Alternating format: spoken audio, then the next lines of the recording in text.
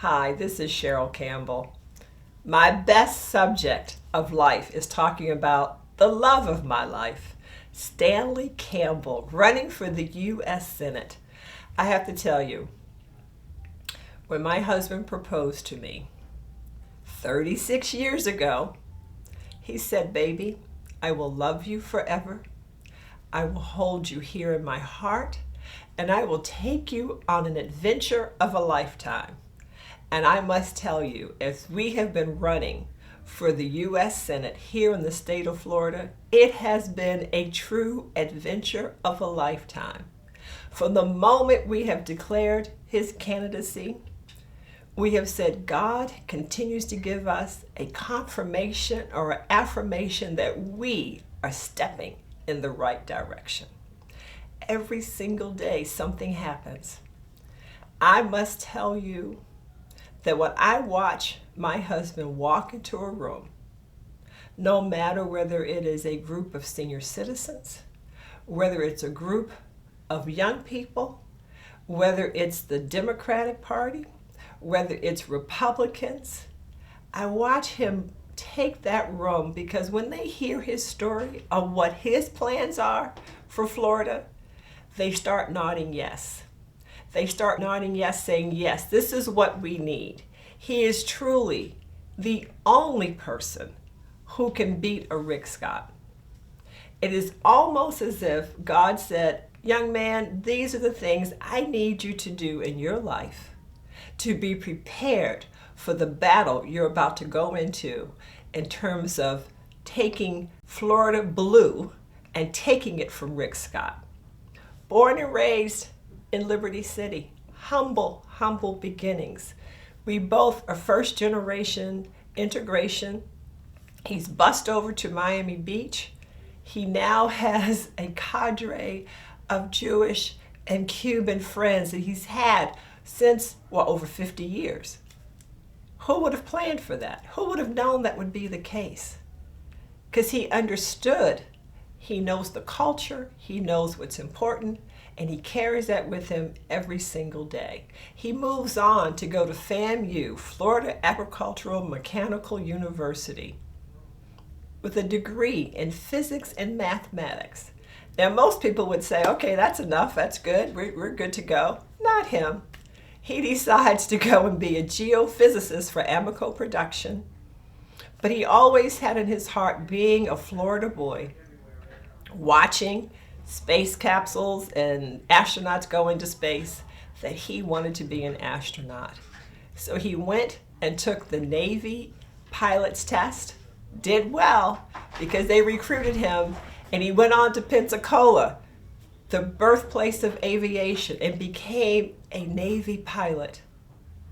Had a stellar career, an absolutely stellar career, and then moved on from there to start a technology company, having 14 patents in AI.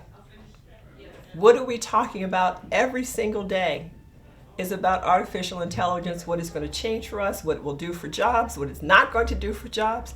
He is the person to represent us in the Senate, to make sense of it, to make sure that our jobs are protected, to make sure that we have the right training for our next generation of young men and women, that they can embrace AI in a way that is important for them. But he's a table stakes guy.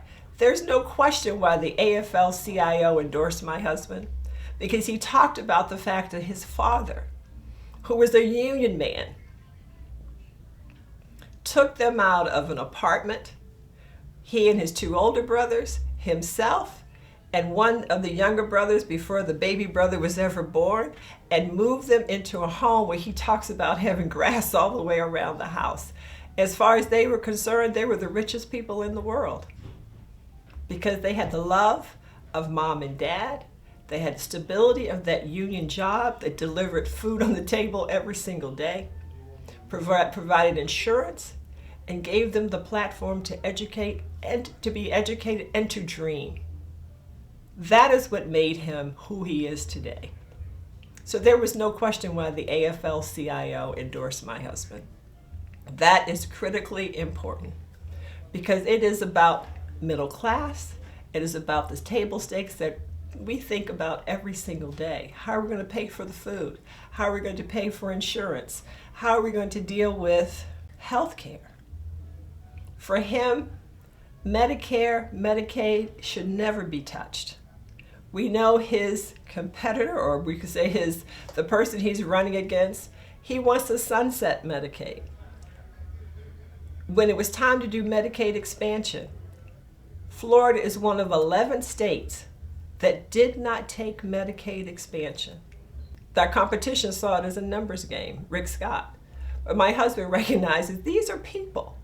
These are people who need insurance. These are things that are fundamental in our life, and he stands for those things. Protecting Social Security, we all work every day and put money into Social Security. When our day comes, we want to have the luxury, the necessity, I don't even call it a luxury, it's the necessity to have our Social Security available to us as we retire. Critically important. Rick Scott is talking about sunsetting Social Security.